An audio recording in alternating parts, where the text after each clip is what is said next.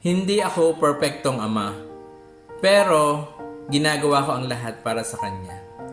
Ngayong araw, nakita ko siyang nakatapos ng isa sa mga unang hakbang sa buhay, her graduation day.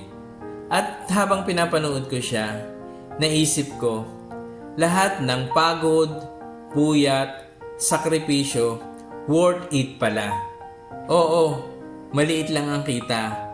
Minsan, hindi ko alam kung sapat ba ito. Pero bawat hakbang, hindi para sa sarili ko, para sa kinabukasan niya. Sa mga magulang na katulad ko, alam kong mahirap. Pero tandaan mo, bawat hirap ngayon, may gantimpala sa dulo. Kapit lang. Kung para sa pamilya ang ginagawa mo, comment mo lang, laban para sa kanila.